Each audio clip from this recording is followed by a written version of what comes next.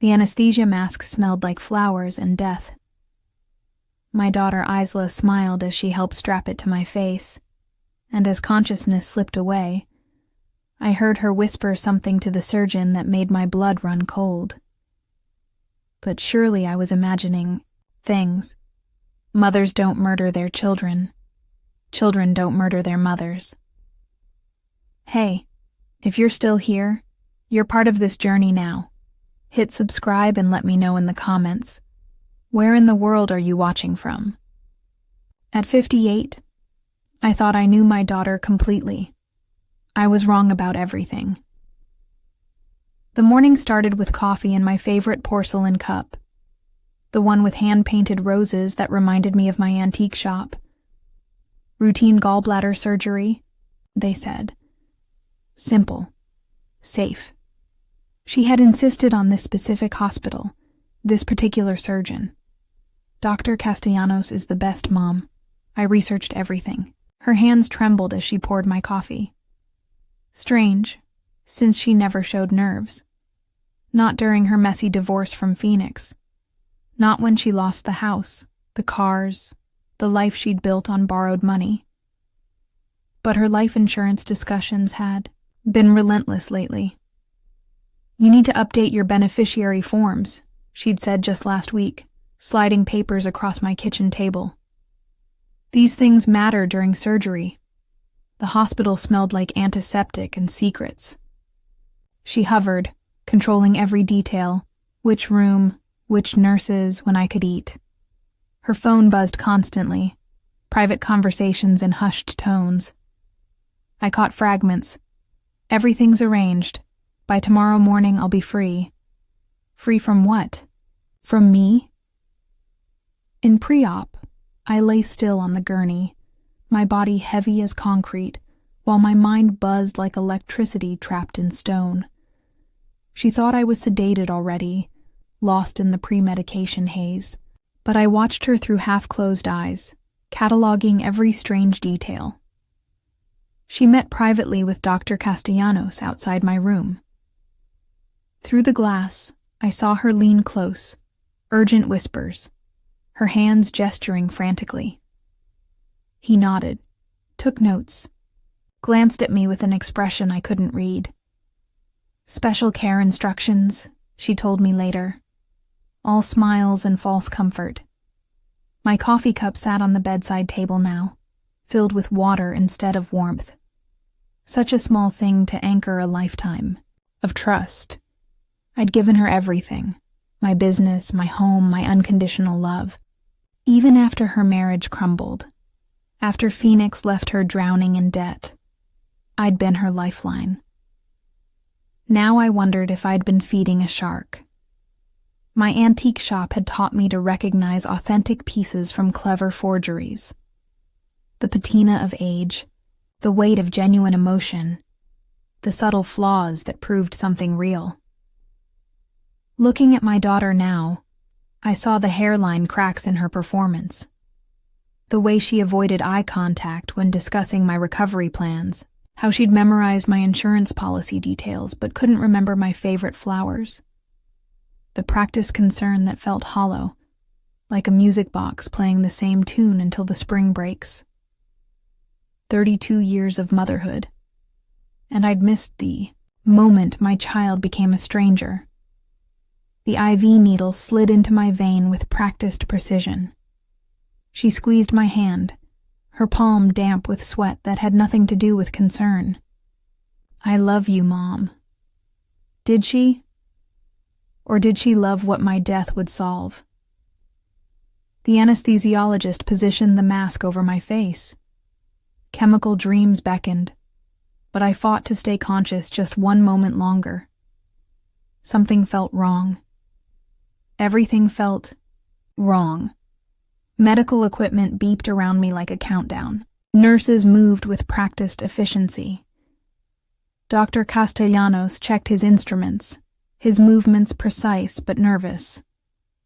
My daughter stood in the corner, watching everything with the intensity of someone waiting for a verdict. The antiseptic burned my nostrils. The surgical lights felt hot against my closed eyelids. My heartbeat echoed in my ears, each thump counting down to something I couldn't name. That's when I heard it. Her voice, clear and cold, speaking to Dr. Castellanos' darkness, pulled me under. Remember, she has a weak heart. Complications happen. My eyes snapped open for one terrifying second. Our gazes met across the operating room. Her face showed no surprise, no guilt, no love, only relief. I'd spent decades collecting antiques, preserving pieces of history, understanding their true value. I never thought I'd become one myself. A relic my own daughter wanted to bury. The porcelain cup with its painted roses gleamed white under the surgical lights, holding water that would never be drunk. Like a mother's trust, beautiful and fragile, shattered by the hands meant to protect it. As consciousness faded, I realized the most dangerous surgery wasn't happening to my gallbladder. It was happening to my heart. Consciousness returned like lightning striking my brain, and the first thing I heard was my daughter's panicked voice saying 6 words that would change everything between us forever. You weren't supposed to wake up. The recovery room felt like swimming through thick honey. Everything moved in slow motion except my racing heartbeat. What? I whispered, my throat raw from the breathing tube. She laughed, sharp, brittle, fake. I meant, so soon. You weren't supposed to wake up so soon. The anesthesia usually lasts longer. But I'd heard what I'd heard. The truth slipped out before she could catch it, like water through cupped hands. The nurse bustled over, checking monitors with genuine surprise creasing her face. This is unusual. Most patients sleep for hours after this procedure. Your vitals are remarkably strong, Mrs. Blackwell. My hospital bracelet, that thin plastic band with my name and birthday, felt heavier than chains around my wrist. Such a simple thing to prove I existed, that I belonged here, that I deserved to wake up. Dr. Castellanos appeared in the doorway, his face flushed. Not from exertion, from panic. Vivian, you need rest. Let me increase your pain medication. His hands moved toward my IV line with practiced urgency. I feel fine. I lied. I didn't feel fine. My body felt stuffed with cotton, my thoughts wrapped in fog. But something deep in my survival instincts screamed danger every time someone reached for that IV drip. My daughter hovered like a nervous bird. Mom, you should listen to the doctor. Pain management is crucial for healing. Pain management. Since when did she care about managing my pain? She'd caused most of it. I closed my eyes and let my breathing slow, feigning the drowsiness they expected. Women learn early how to pretend sleep, to avoid unwanted attention, uncomfortable conversations, dangerous moments. Now I pretended unconsciousness to save my life. Through barely open lids, I watched them exchange glances. The doctor's fingers drummed against his clipboard. My daughter checked her phone, typed something quickly, deleted it, typed again. Doc, antiseptic smell grew stronger, or maybe my senses sharpened with fear. Every beep of the heart monitor sounded like a countdown. Every footstep in the hallway could be someone coming to finish what they'd started. The medication should take effect soon, Dr. Castellanos whispered. Should, not would, should. I let my body go limp, my breathing deeper. They needed to believe I was fading back into chemical sleep. My survival depended on their confidence in my vulnerability. The room grew quiet except for the steady rhythm of machines keeping me tethered to life. I floated in that strange space between consciousness and performance, listening with every cell in my body. That's when I heard footsteps approach my bed. 2 sets. Cautious, conspiratorial. My daughter's voice dropped to barely audible. This wasn't supposed to happen. What's plan B? Dr. Castellanos cleared his throat softly. We adjust the medication, higher doses, make it look natural, post-surgical complications. Her heart couldn't handle the stress. My plastic hospital bracelet pressed against my wrist as my pulse hammered beneath it. The simple band that proved my identity now felt like evidence of my murder. I kept my breathing steady while my world tilted completely off its axis, understanding, finally, that my daughter hadn't just planned to let me die. She'd orchestrated my execution.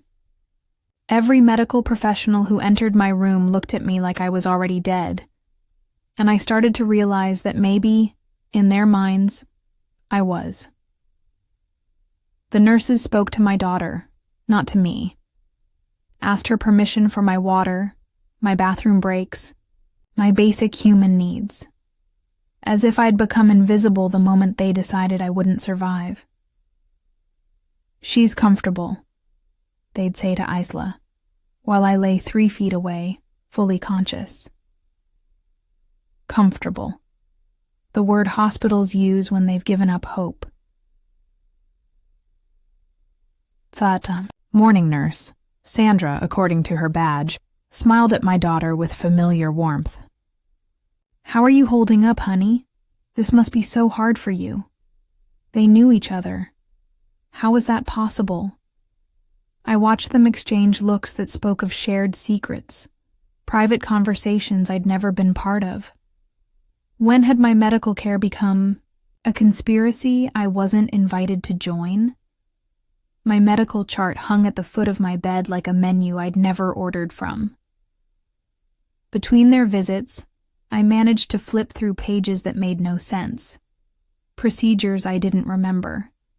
Medications I'd never heard of. Consent forms signed in handwriting that looked like mine but felt like forgery. When did I agree to experimental heart treatments? When did I sign away my right to refuse medication? The papers rustled like autumn leaves as I searched for answers that weren't there. My daughter's purse sat beside my bed. That expensive leather bag she'd carried since her wedding, back when Phoenix could afford such luxuries. Now it held the keys to my death. Mom, you shouldn't strain yourself reading, she said, returning with coffee that smelled like vanilla and lies. Let me handle the paperwork. Handle. Such a gentle word for manipulation. She pulled out documents from her purse with practiced efficiency. Medical power of attorney. Forms I'd supposedly signed giving her complete control over my care. The signature looked right, but the date felt wrong. Too recent. Too convenient. My body became stone, watching her sort through my life like an estate sale catalog. Everything organized, everything planned, everything except my inconvenient survival. The cold spread through my veins like the IV medications they kept pushing, numbing, paralyzing, designed to make me compliant. The irony tasted bitter on my tongue. I'd spent 32 years teaching her to be independent, to take charge, to handle difficult situations. Now she was handling me right into the grave. That afternoon, I saw him, Phoenix, walking past my room like he owned the place, deep in conversation with Dr. Castellanos, my daughter's ex-husband, the man she claimed to hate, the man who'd left her financially ruined. What was he doing here? Why did a divorce attorney look so comfortable in a hospital corridor? The pieces clicked together with surgical precision. Her debt, his connections, my insurance money. A perfect triangle of greed disguised as family loyalty. 2 men in cheap suits arrive later, claiming to be insurance adjusters. They ask detailed questions about my health history, my lifestyle, my likelihood of recovery. Questions that felt more like an actuarial assessment than medical concern. Pre-existing conditions can complicate claims, one explained to my daughter. Pre-existing conditions I didn't have. Until now. The fluorescent lights buzzed overhead like trapped insects. The vinyl floor squeaked under nervous footsteps.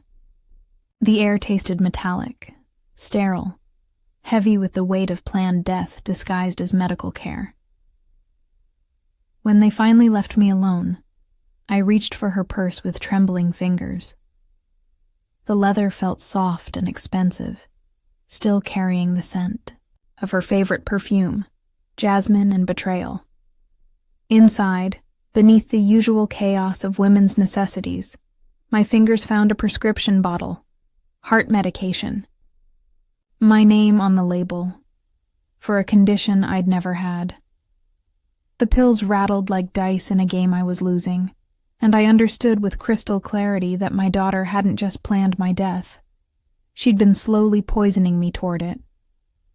The expensive purse that once symbolized her success now held the tools of my destruction, beautiful and deadly as everything else she'd ever touched. The pills weren't just wrong. They were specifically designed to kill me slowly. And I realized my daughter had been preparing my death for months, one morning coffee at a time. My shaking hands typed the medication name into my phone's search engine. The results hit like a physical blow.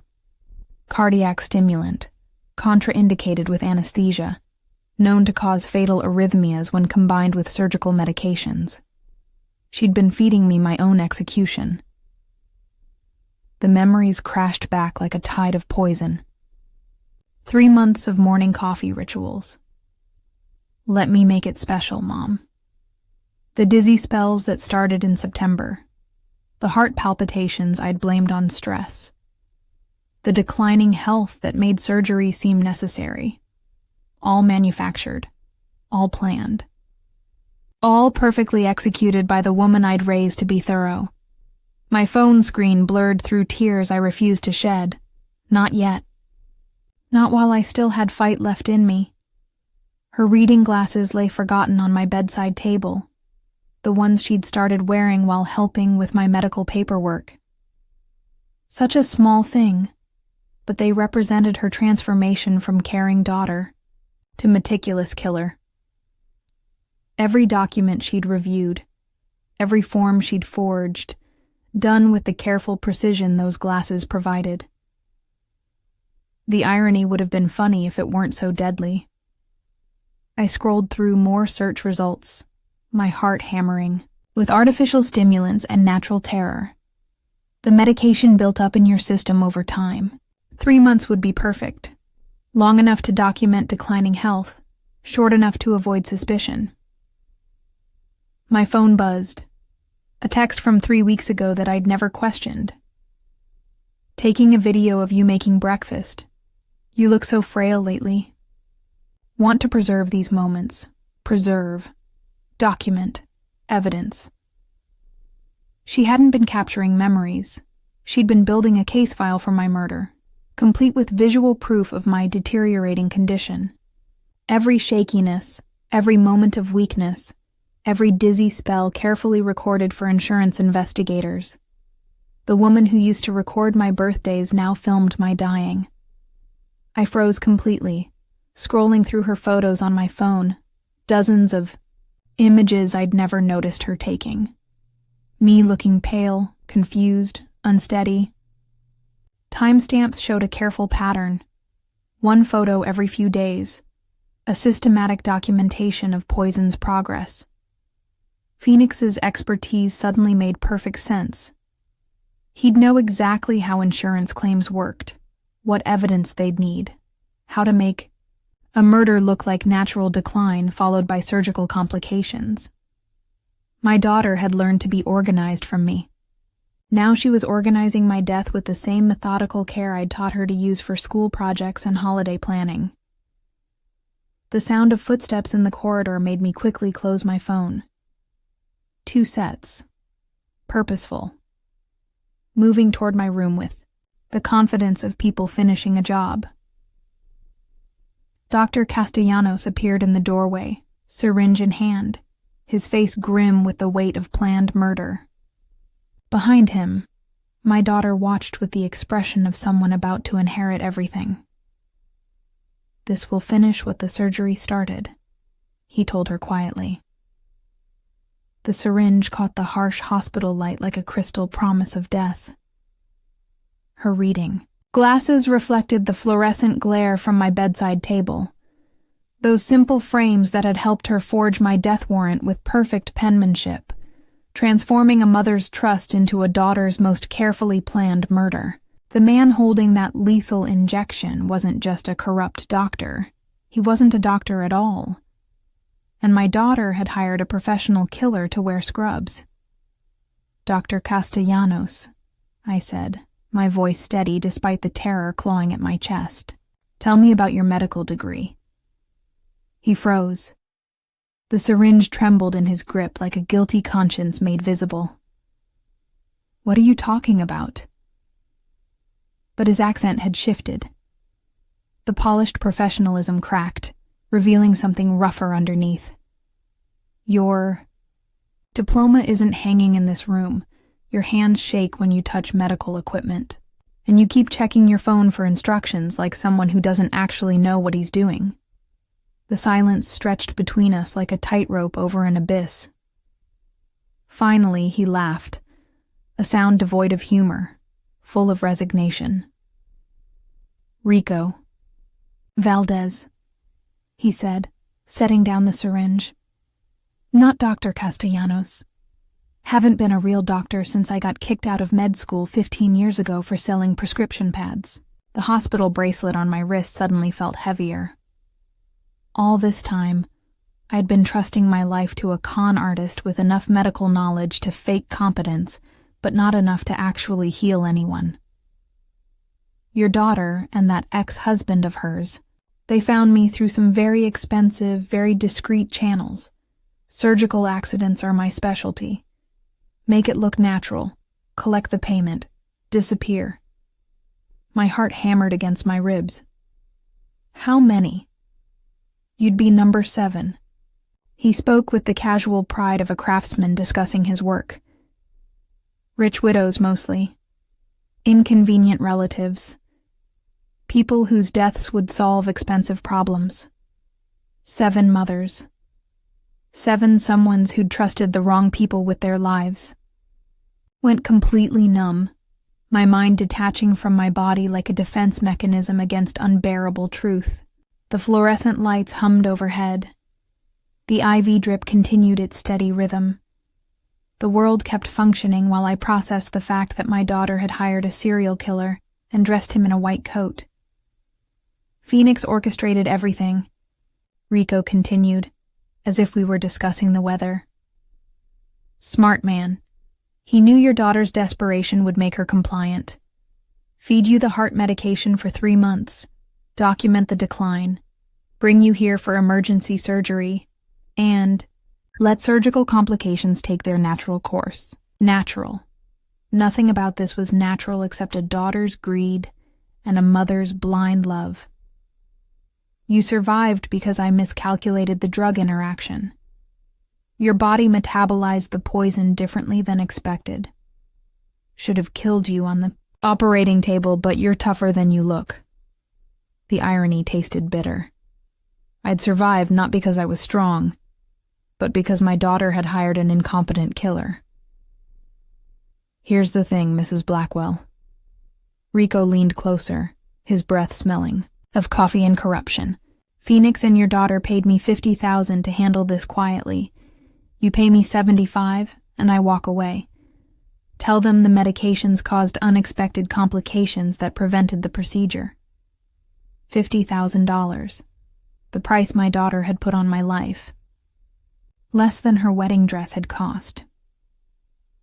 Rico's stethoscope hung around his neck like a prop in a deadly theater production. a costume piece that transformed a killer into someone trustworthy. He'd worn that false symbol of healing while planning my death, and now he was offering to spare me for the right price, proving that in his world, even murder was negotiable. The sound of footsteps echoed in the corridor. 2 sets, familiar, purposeful. My daughter's voice carried clearly. "Is it done?" Phoenix answered. "Should be." Rico said it would only take a few minutes. They were coming back to identify my body. Instead, they found Rico and me in the middle of haggling over the price of my survival, the stethoscope around his neck catching the light like a silver noose that could either hang me or set me free. Seeing my daughter and ex-son-in-law standing together like co-conspirators made me realize that my family hadn't just betrayed me. They'd been planning my murder as a business transaction. Phoenix stepped into the room with the confidence of a man who owned everything in it, including the lives. Rico scrambled to explain our conversation, but Phoenix silenced him with a raised hand. "Mrs. Blackwell survived. That's unfortunate, but not insurmountable." He spoke about my death like a delayed shipment that could still be delivered. My daughter stood behind him, tears streaming down her face, but she wasn't looking at me. She stared at the floor like a child caught stealing, ashamed but not sorry enough to confess. "Isla," I whispered. "Why?" "She didn't have a choice," Phoenix answered. "For her." "Did you, sweetheart?" The endearment dripped with poison. He pulled out his phone, showed me photos of casino receipts, loan documents, threatening messages. My daughter's gambling addiction laid bare in digital evidence. 50,000 in debt to some very impatient people.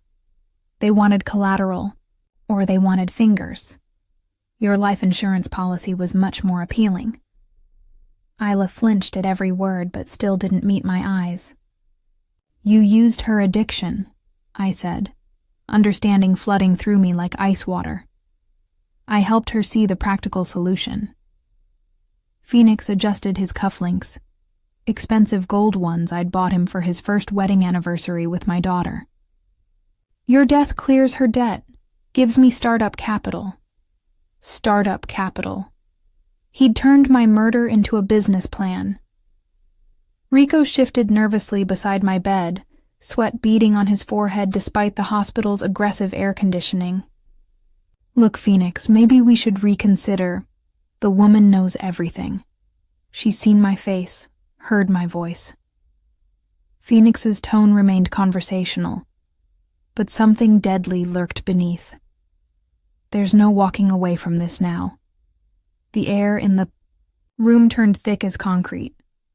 My lungs struggled to process oxygen that felt poisoned by proximity to evil.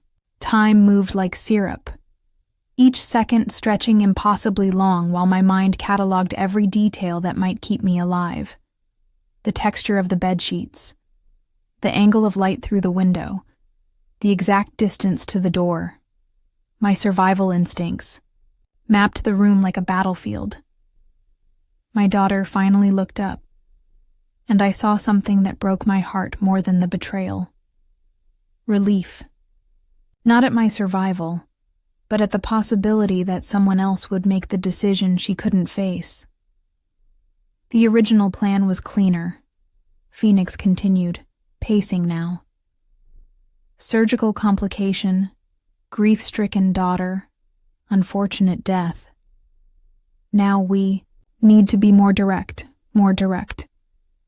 He meant messier, more violent, more obviously murder. Rico backed toward the door. "I agreed to make it look accidental. I'm not a killer." Phoenix laughed, a sound like breaking glass. "You've killed 6 people, Rico. What do you think that makes you?" "That was different. Medical accidents. This is business." Phoenix reached inside his jacket with practiced ease. The gun emerged like a snake from its hiding place, black metal catching the fluorescent light. My daughter gasped, pressing her hand to her mouth. But she didn't protest. Didn't run. Didn't try to stop him. She just watched. Phoenix pointed the weapon at Rico first. You've served your purpose.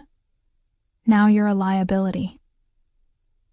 The gold cufflinks I'd given him years ago glinted as he steadied his aim, those symbols of family celebration now adorning the wrists of my executioner, transforming gifts of love into accessories of murder.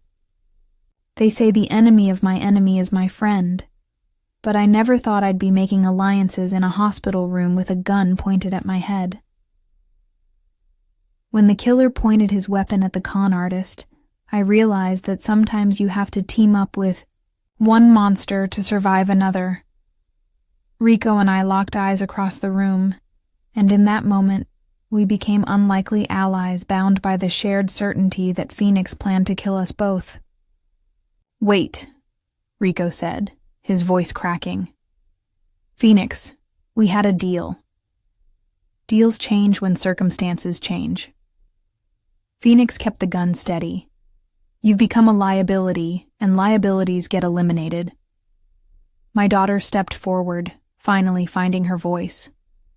"Phoenix, stop. This wasn't supposed to happen. You said it would be clean, that no one else would get hurt." Phoenix turned to her with the patience of someone explaining simple mathematics to a child. "Sweetheart, you were never supposed to survive this either. You know too much about too many things." The color drained from Isla's face as the reality hit her. She'd thought she was Phoenix's partner in crime, not another victim on his list. "Just like your father," Phoenix continued, almost conversationally. The room went dead silent. My heart stopped beating for one impossible moment. "What did you say?" I whispered. "Your husband's heart attack 5 years ago? That wasn't natural." Phoenix smiled with the satisfaction of someone finally revealing their masterpiece. "I've been perfecting this for years, Vivian. Richard was practice. You were supposed to be the payoff." My daughter's legs gave out. She collapsed into the visitor's chair. The same chair she'd sat in while planning my death, now supporting her as she learned about her father's murder. The world tilted completely off its axis. My husband hadn't died of natural causes. The Xiao, man I'd grieved for, whose memory I'd cherished, whose death had brought Phoenix into our lives as a shoulder to cry on. He'd been murdered by the same person who was now trying to kill me. I went completely blank, my mind shutting down to protect itself from a truth too massive to process. The sound of my own breathing became deafening. The hospital bracelet around my wrist felt like it was cutting off circulation. Time fractured into fragments. Phoenix, still talking. Rico backing against the wall. My daughter sobbing in the chair that had witnessed 5 years of lies. "I specialized in wealthy widows," Phoenix explained, as if discussing his resume. "Befriend them during their grief, marry them, then arrange unfortunate accidents. Richard's death netted me access to Ela, and through her, to you. 2 generations, 1 family, multiple payoffs." Rico found his voice first. "You never told me about Richard. That wasn't part of our agreement." "You didn't need to know. You were hired for one job." Phoenix's attention shifted between all of us like a predator choosing which prey to take down first. My daughter looked up at me with eyes full of devastation. "Mom, I didn't know. About Dad, I swear I didn't know." For the first time since this nightmare began, I believed her completely. "Now we have a problem," Phoenix continued. "Too many witnesses, too many loose ends. But I'm very good at solving problems." The sound of footsteps echoed in the corridor outside. Heavy boots. Multiple sets Phoenix smiled. Right on time. The door opened, and 3 men in hospital security uniforms entered, but their eyes held the same cold calculation as Phoenix's, and their hands rested on weapons that weren't standard security equipment. My daughter's chair, that simple piece of furniture that had held her while she planned my death, now held her as she realized she'd been manipulated into destroying everything she'd ever loved, including the father whose murder had orchestrated her own downfall. They say you can judge a person by the company they keep, but sometimes the criminals become your lifeline when the badges belong to killers. When I realized the people wearing badges were criminals, and the criminals were my only allies, I knew we were trapped in something much bigger than a family betrayal. This wasn't just murder. It was an entire system designed to kill people like me and make it look legitimate. The lead security officer nodded to Phoenix. Rooms secure. No witnesses in the corridor. Good. Make it look like a murder-suicide. Mother and daughter in despair. Hired killer who couldn't finish the job. Everyone dies. Case closed. Phoenix's operation wasn't amateur hour. This was professional, systematic, institutionalized killing, disguised as healthcare. Rico edged closer to my bed, his voice barely a whisper. He's been using this hospital for 2 years. At least 6 others died here, maybe more. 6 others. 6 families who'd trusted doctors and nurses and security guards who were actually executing them for money. My daughter gripped the armrests of her chair like she was drowning. How many people worked for him? How many knew what was happening? To Dad? The horrible answer came to me with the clarity that only comes from years of dealing with criminal networks through my antique business. I'd learned to recognize organized crime when I saw it. The hierarchy, the compartmentalization, the way everyone had just enough information to do their job, but not enough to bring down the whole operation. Half the staff, I said. Maybe more. Phoenix checked his watch, a casual gesture that spoke volumes about how routine this had become for him. The irony burned in my throat. I'd spent 30 years learning to identify forgeries, fake documents, stolen goods. Now I was trapped inside the biggest forgery of all, a hospital that looked like it saved lives but actually harvested them. I became perfectly still, my mind racing while my body played dead. The antiseptic smell that had seemed so clean and medicinal now reeked of cover-ups and bleach used to wash away evidence. Every beep of medical equipment sounded like a timer counting down to scheduled executions. The fluorescent lights hummed overhead, casting shadows that seemed to move with predatory intent. Rico was sweating through his scrubs now. This is different than what we agreed to. 6 victims, you said. Clean, medical, no violence. Phoenix's smile never wavered. Plans change, Rico. My daughter looked at me with desperate eyes. For the first time since this began, I saw my child instead of my betrayer. She was as trapped as I was, just another victim in Phoenix's expanding empire of death. The red fire alarm switch on the wall caught my eye, a small plastic lever that could summon real authority, real help, real police instead of Phoenix's corrupt security team. It seemed impossibly far away, but it represented the only hope we had of escaping this trap. One of the security guards shifted his weight, checking his weapon. Another positioned himself by the door. They moved with the efficiency of people who'd done this before. The fire alarm handle glowed under the emergency lighting like a beacon calling ships home from dangerous waters. The one piece of hospital equipment that Phoenix's corruption couldn't control. Promising salvation. If only we could reach it without dying in the attempt. They say desperate times call for desperate measures. But I never thought my desperate measure would be the very thing that sealed my fate. Pulling that fire. Alarm felt like signing our death warrants, but staying silent would guarantee them. My fist hit the red lever with the force of 30 years of suppressed rage, and the shrieking siren split the air like a knife cutting through lies. Phoenix's casual demeanor vanished instantly. Kill them. Now. All of them. The security guards raised their weapons, but Rico surprised everyone by grabbing a medical cart and shoving it between us and the guns. "This way," he shouted, pulling my IV stand toward the door. My daughter finally found her spine. She stood up from that chair, the same one where she'd planned my death, and faced Phoenix with something I hadn't seen in years: courage. "No more," she said. "I won't let you hurt her anymore." Phoenix backhanded her across the face with shocking casualness.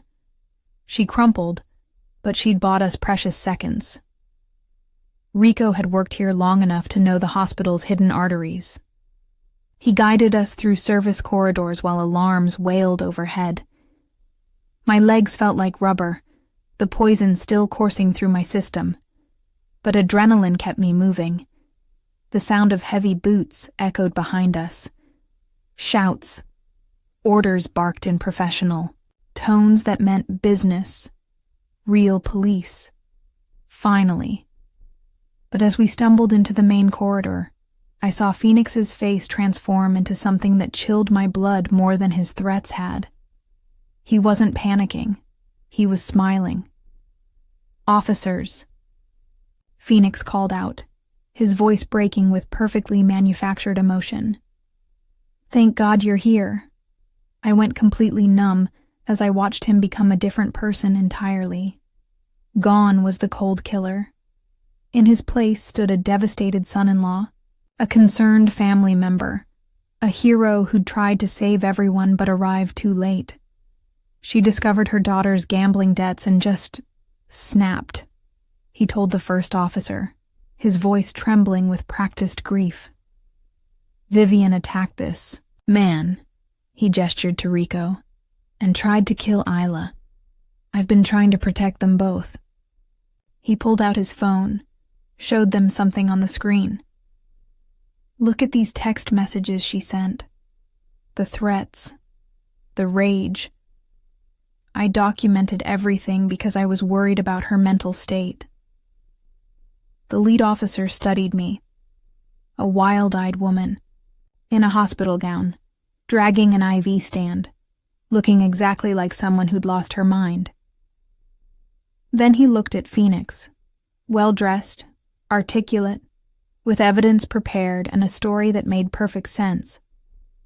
"Ma'am, I need you to step away from the medical equipment and put your hands where I can see them." The fire alarm continued shrieking overhead, but it no longer sounded like salvation. It sounded like the funeral dirge for the truth, drowning out any words of defense I might have offered. Phoenix had turned my desperate attempt at rescue into the evidence of my guilt, transforming the very symbol of my hope into proof of my madness. They say the truth will set you free, but sometimes you have to chain yourself to lies before anyone will listen to the truth. Handcuffs closing around my wrists while my daughter's killer played the grieving hero was the moment I realized survival meant fighting dirty. The cold metal bit into my skin like a promise of everything I was about to lose. "Test my blood," I said to the lead officer, my voice cutting through Phoenix's performance. "Test it now. You'll find heart medication I never prescribed poison. I never took willingly." The officer hesitated. Something in my tone made him pause. "She's delusional," Phoenix said quickly.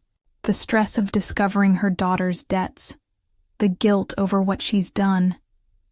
It's broken her mind." But Rico stepped forward, his fake doctor's coat hanging loose around his shoulders, like a confession waiting to be made. "No.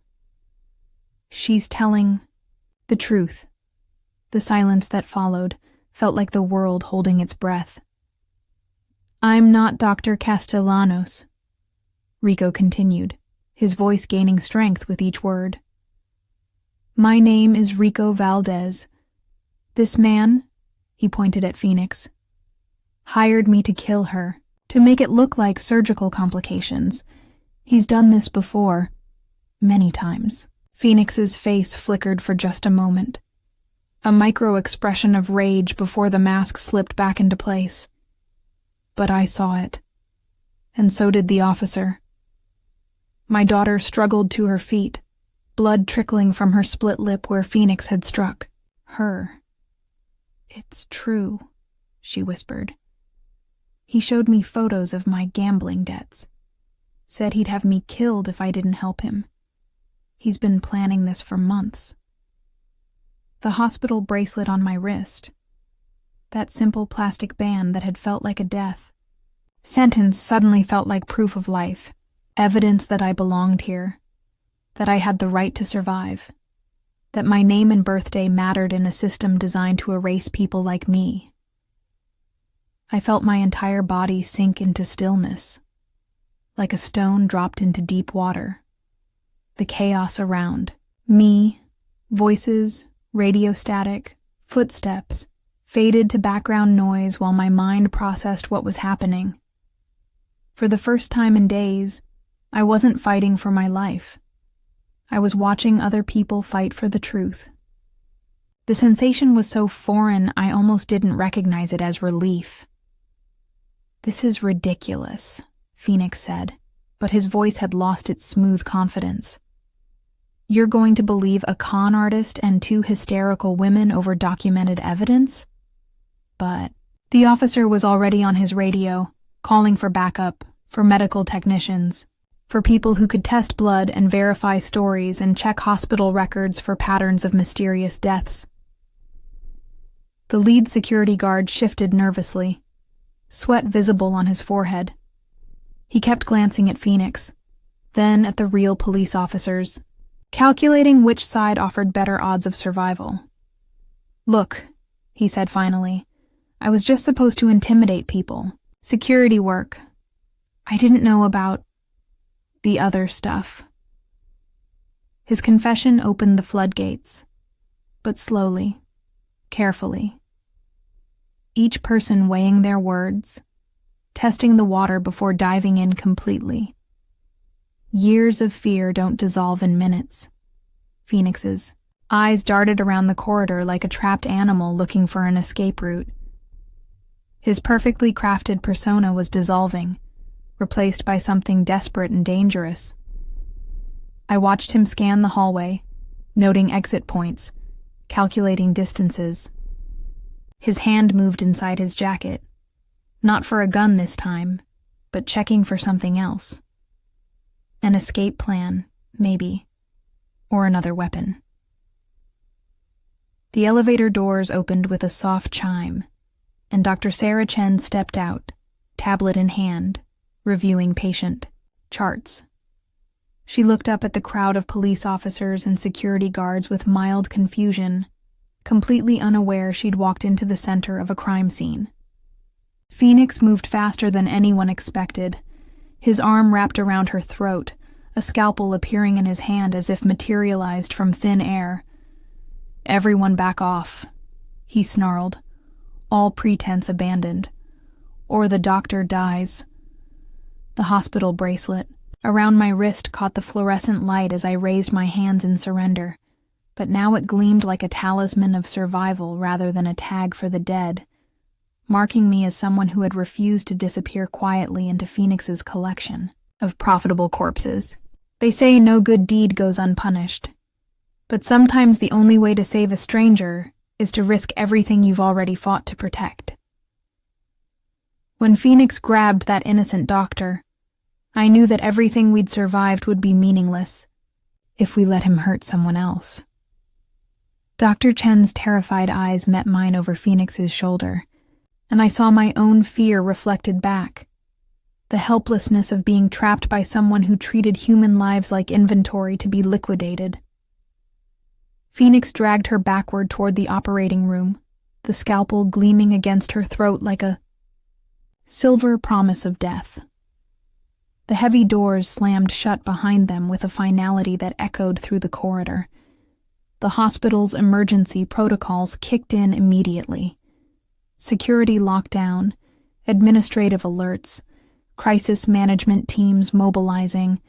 With practiced efficiency, this wasn't their first hostage situation, and their coordinated response showed years of preparation for exactly this scenario. Phoenix's voice crackled through the intercom system, making demands that sounded like the ravings of a man with nothing left to lose. Helicopter on the roof. 2 million in cash. 1 hour, or the doctor dies. The lead negotiator, a woman with kind eyes and a voice trained to soothe monsters, tried to establish dialogue. But I could hear the strain in Phoenix's responses, the way his demands kept shifting and escalating. "He's not thinking clearly," I told the negotiator. "Let me talk to him. I understand his psychology better than anyone." She shook her head. "Ma'am, you're a victim in this case. We can't risk—" "I'm the only one he's been honest with," I interrupted. "He told me things he's never admitted to anyone else. About my husband, about his methods, about what drives him." My daughter touched my arm. Her face was swollen from Phoenix's blow, but her eyes held a determination I recognized. The same stubborn resolve that had defined her entire life, for better and worse. "Mom, he might still trust me," she said quietly. "I was his partner, his accomplice.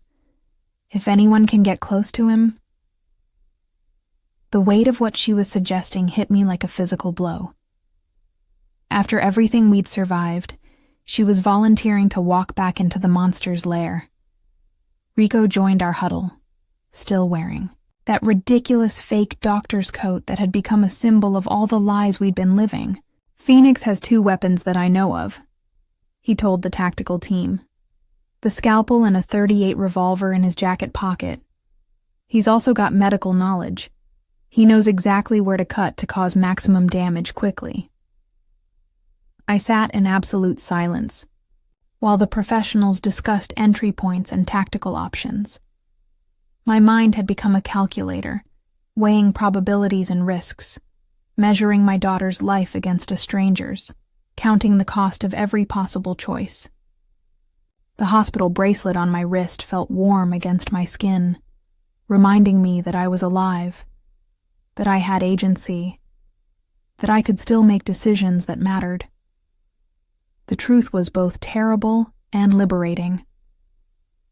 After surviving Phoenix's murder plot, losing my daughter to his final act of violence would destroy me more completely than dying ever could. "I'll do it," Isla said to the negotiator. "I'll go in and talk to him. Wear a wire, create a distraction, whatever you need."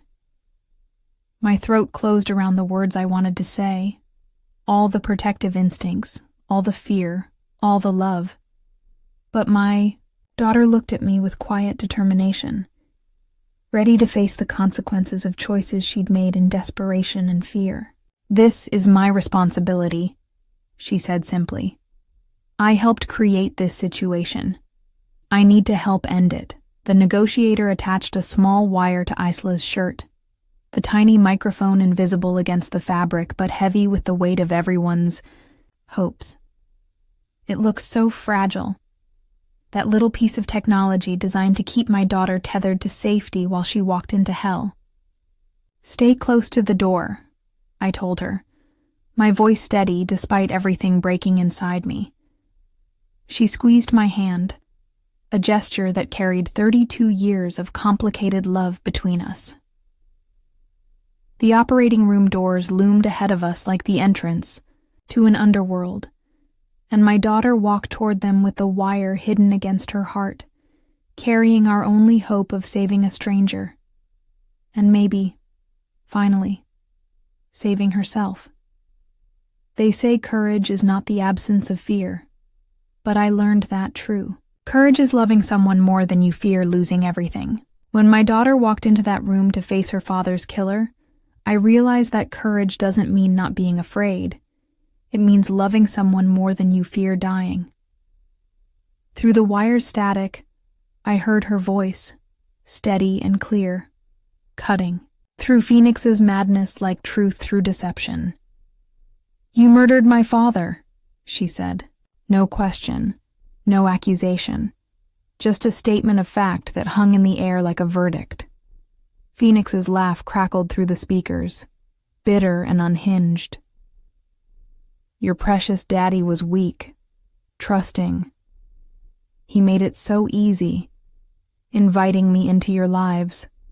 While he grieved, the full scope of his manipulation hit me like ice water. Richard hadn't been Phoenix's first target in our family. He'd been studying us, planning this, positioning himself as the perfect predator, long before Richard ever became vulnerable. You've been planning this for years." Isla's voice carried, a devastating clarity that made me proud and terrified in equal measure. Through the tactical team's monitors, I watched my daughter position herself strategically near the door.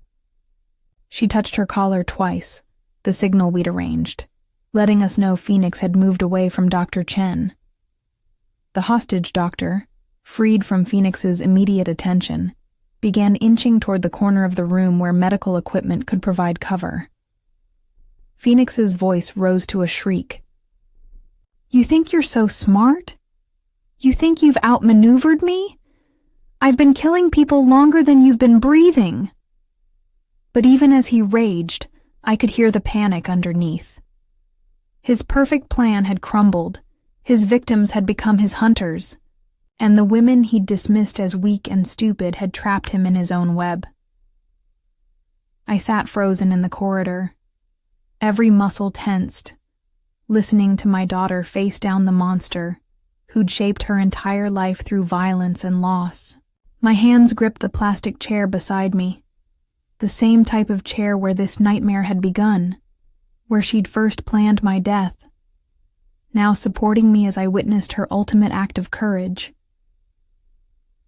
"You want to hurt me?" Isla's voice carried, a strength I'd never heard before. "You want revenge against my mother for surviving your perfect murder? Then try. But know that everything you've built, everyone you've corrupted, every lie you've told, it all dies with you." The silence that followed felt like the moment before an avalanche. Then Phoenix's voice, low and deadly. "If I can't have my victory, I'll settle for watching your mother lose everything she loves." The sound of footsteps, a struggle. Dr. Chen's scream. And then the tactical team was moving, shouting commands, kicking down doors. The wire went silent except for the sound of my own breathing amplified through the speakers. 3 gunshots echoed through the operating room like thunder, followed by a silence so complete it felt like the world had stopped spinning. My fingers dug into the plastic chair arms as I pressed my other hand against my mouth to keep from screaming. That simple piece of furniture marking the journey from betrayal to redemption, while my daughter's fate hung somewhere between the courage she'd found and the catastrophe that might claim her. They say time heals all wounds, but I learned that some wounds are meant to leave scars, not to hurt you, but to remind you how strong you had to become. The silence after those gunshots lasted forever, until I heard my daughter's voice calling my name, and I knew we had survived the impossible. "Mom! Mom! I'm okay!" The sound pierced through my terror with sharp, undeniable relief. Phoenix was dead. 3 bullets, center mass, clean shots from the tactical team. Dr. Chen was shaken but unharmed. And my daughter, my complicated, damaged, courageous daughter, had a gash on her forehead and bruises on her arms. But she was alive. We held each other in that hospital corridor like we were drowning, and the other person was air itself. "I'm sorry," she whispered against my shoulder. "For all of it. For Dad, for the poison, for believing his lies. I wanted to say it was okay, that everything was forgiven, that love conquered all. But the truth was messier than that, and we both deserved honesty after so many lies. We'll figure it out," I said instead. One day at a time, the investigation unfolded over weeks like a map of systematic evil. 12 confirmed murders. Phoenix had been operating his insurance fraud scheme for almost a decade, targeting vulnerable families across 3 states. Rico's detailed confession revealed the scope of corruption reaching into medical institutions, legal systems, and insurance companies. Rico faced his own reckoning. Federal charges, plea bargaining, the slow dismantling of everything he'd built on other people's deaths. The last time I saw him in court, he looked like a man finally understanding the weight of what he'd done, not just to me, but to 6 other families who'd never gotten justice. Isla entered therapy with the same intensity she'd once brought to everything else in her life. The sessions weren't gentle conversations about feelings. They were brutal excavations of decades of buried pain, manipulation, and the twisted logic that had made murder seem reasonable. My own recovery was slower, more complicated. The doctors said 3 months of systematic poisoning had damaged my heart, but not beyond repair. Like everything else in my life, healing would take time, patience, and the kind of stubborn determination that had kept me alive when someone wanted me dead. But the hardest part wasn't physical recovery. It was sitting across from my daughter in our therapist's office, looking at the woman who'd planned my murder and trying to find a path back to trust. I spent hours in perfect stillness, staring at the ceiling in my hospital room, not crying or thinking, just existing in the space between forgiveness and fury. The emotions were too big for tears, too complex for simple resolution. Love and betrayal could coexist, I learned. So could forgiveness and boundaries. "I need you to understand something," I told her during one of our sessions. "What Phoenix did to you was manipulation. What you did to me was still attempted murder." She nodded, tears streaming. "I know. And I need you to understand that I love you enough to forgive you. But I don't know if I can ever trust you the same way again." The truth hung between us like a bridge we'd have to build plank by plank. 3 months later, we were having coffee in my kitchen. Real coffee, not the poisoned kind. She sat in the same chair where this nightmare had begun, but now it held a different person, someone who'd faced her demons and was learning to live without them. "Do you think we'll be okay?" she asked. I looked at my daughter across the kitchen table, the morning light catching the faint scar on her forehead from that final confrontation, and realized the question wasn't whether we could go back to who we were before. It was whether we could become something new and stronger, from the ashes of everything Phoenix had tried to destroy. They say forgiveness is divine, but I learned that choosing mercy over justice can be the most human thing you'll ever do, even when it breaks your heart all over again. Forgiveness isn't a moment. It's a choice you make every single day, even when your heart is still broken. When the prosecutor offered me the chance to press attempted murder charges against Isla, I chose restorative justice instead. Not because she deserved it, but because I deserved to heal without carrying the weight of her destruction too. The decision shocked everyone, including my daughter. "I don't understand," she said through tears in the courthouse hallway. "You should want me," to pay for what I did. You will pay, I told her. Every day for the rest of your life, but you'll pay by becoming someone better, not by rotting in a cell. The residential treatment facility looked nothing like I'd imagined. No bars, no institutional gray walls, just a converted Victorian house with gardens and therapy rooms where people went to rebuild themselves from the ground up. Isla would spend 6 months there, learning to separate her authentic self from the addiction that had made her vulnerable to Phoenix's manipulation. I started my own therapy with Dr. Patricia Williams, a woman who understood that trauma wasn't just something you talked through. It was something that rewired your entire nervous system. Some sessions involved no talking at all, just learning to exist in my own body without the constant expectation of attack. Your daughter tried to kill you, she said during one particularly difficult session. Your body remembers that even when your mind wants to move forward. She was right. Some days I woke up and forgot Phoenix was dead. My body still braced for the next assault that would never come. The joint counseling sessions with Isla were the hardest.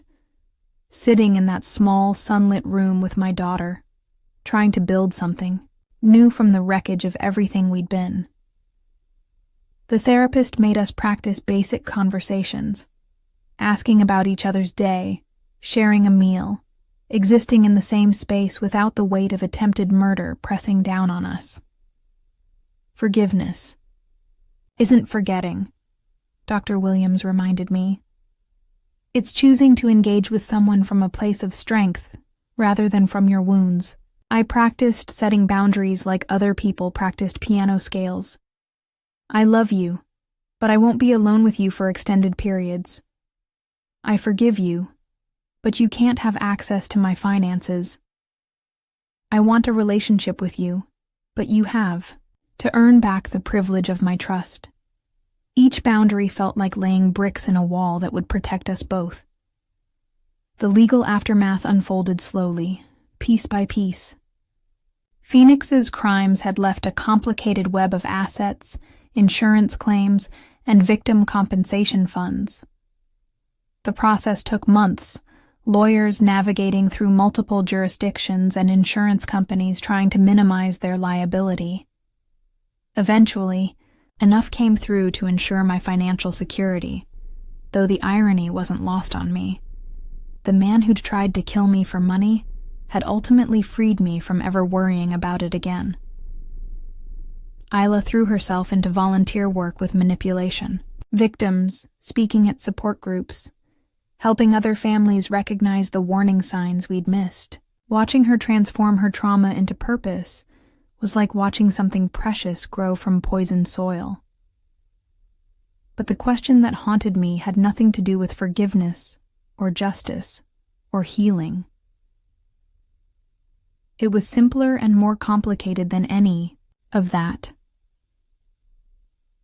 I sat completely still in my therapist's office during our final session, staring at the tissue box I'd never used despite all the tears I'd shed over the past year.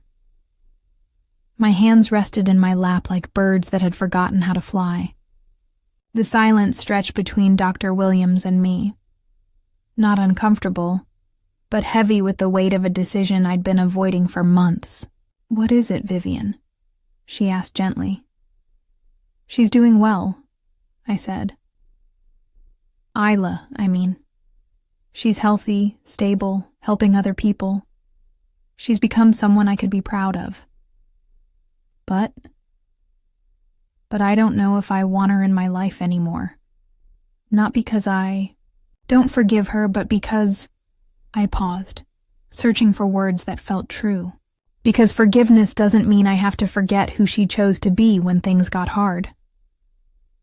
The tissue box sat there between us, a simple cardboard container that had witnessed countless revelations.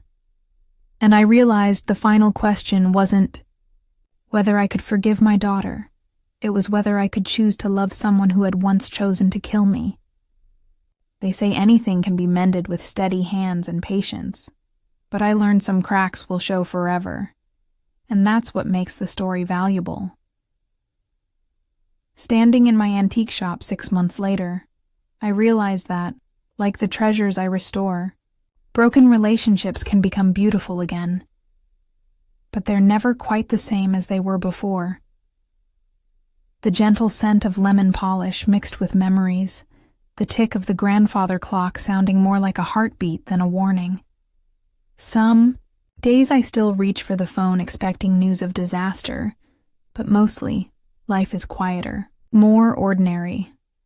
I move through the aisles of porcelain and brass, tracing scars on wood and stories on china, thinking about what it means to survive and to begin again. Isla finished her treatment and moved into her own small apartment by the park. She works as a counselor now, not just for addiction support, but for anyone tangled in manipulation or loss. She helps investigators comb through Phoenix's network of old cases, providing both victim insight and a sense of purpose she'd never known before. We set our own boundaries, a phone call every few days, coffee on Saturday mornings, no unannounced visits, no talk of the past unless we both agree. The rules are gentle but sacred, the fence we've built to keep new beginnings safe. The first time she came back, she paused in the doorway next to my favorite armchair. The same armchair where she'd once sat, planning my death with Phoenix, now, holding only a faded cushion and the memory of all we'd lost. She brought flowers, daisies, simple, cheerful. "I know you don't like lilies," she said. That made me laugh, sharp and unexpected. I hadn't realized how much I'd missed my own laughter until she handed me those ordinary flowers with hands that didn't shake. We talked about small things. Her, dog, my shop, a neighbor's overgrown lawn, each word careful as if we were learning a new language together. Forgiveness was spoken in quiet acts, not grand declarations. The news from Rico came through official channels. He'd testified. The last of Phoenix's collaborators were convicted. The legal closure felt abstract, bureaucratic. Nothing like the movies make it seem. Justice was just paperwork and prison. Sentences, distant and impersonal. On Tuesdays, I host workshops for other women. How to spot financial scams, how to set boundaries with manipulative family, how to read the true story in a stranger's eyes. If Phoenix taught me anything, it's that predators look like helpers until you see the signs. I am not the woman I was. My doctors say my heartbeat will never be quite steady again, but I move at my own pace now, deliberate and unhurried. The evenings I polish silver and drink real coffee at the kitchen table, lost in thought. Sometimes, gratitude fills me so suddenly it stings. Some silences feel heavy, but now they're allowed to simply be. Space for love, regret, and possibility to exist side by side. One morning, Isla arrives early. She doesn't knock, just stands, in the doorway with the sun behind her, framed by the scent of fresh polish and brewing coffee. There's an old wooden chair rescued from the attic waiting beside the kitchen table. A chair that has witnessed nothing but honest conversations. Since I brought it down, she sits, folds her hands and smiles. "Can I stay a while?" she asks. And in that stillness, I understand that healing isn't about forgetting, or even forgiving completely. It's about choosing, every week, every day, to let love find its way through the cracks. The kitchen chair creaks softly under her. Wait. A sound that speaks of comfort and permanence, while steam rises from our coffee cups like small prayers of gratitude for second chances we never thought we'd have.